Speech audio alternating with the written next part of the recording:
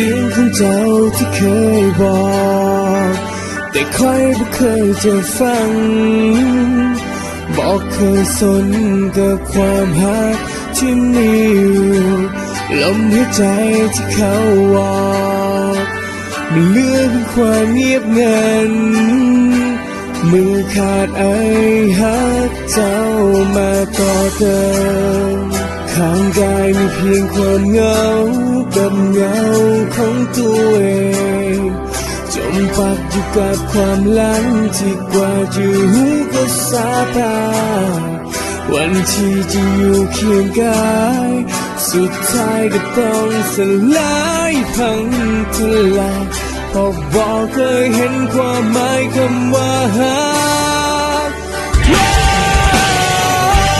เจ็บจนใจบ่อาจลืมเรื่องราวเมื่อครั้งก่อนวันนี้ย้อนมาให้จำสิ่งที่ทำไว้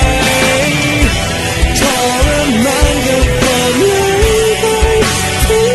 กวันก็บ่อาจย้อนมาที่นี้ไปให้กลับมาก็จะรู้ตัวก็สายไปทุก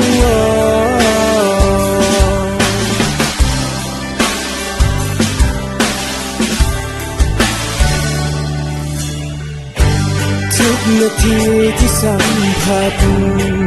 ความหักที่สั่นอุ่นใจแต่บอกเคยเจอเห็นความสำคัญวันและคืนที่เลยผ่านบ่ย้อนคืนมาแล้วบ่อาจย้อนคืนวันให้เป็นเหมือนเดิมข้างกายมีเพียงความเหงากับเงาของตัวเองจมปักอยู่กับความหลังที่กว่าจะหูก็สาบานวันที่จะอยู่เคียงกายสุดท้ายก็ต้องสลายพังทลายเพราะบอกเคยเห็นความหมายคำว่าหักเจ็บจนใจบ่อาจลืมเรื่องราวเมื่อครั้งก่อนมันยังย้อนมาให้จำสิ่งที่ทำไว้ทรมานกับความหลงไปทุกวันก็บ่อาจย้อนนาทีนี้ไปให้กลับมาก็จะรู้ตัวก็สายไป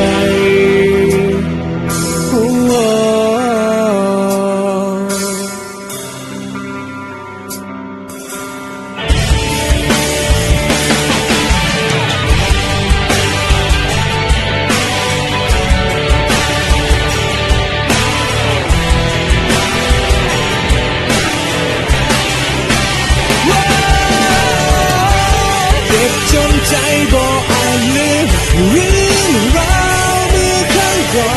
นมันยังย้อนมาให้จำสิ่งที่ทำไว้ทรมานกับความหลงไปทุกวันก็บ่อาจย้อนนาทีนี้ไปให้กลับมาก็จะรู้ตัวก็สายไป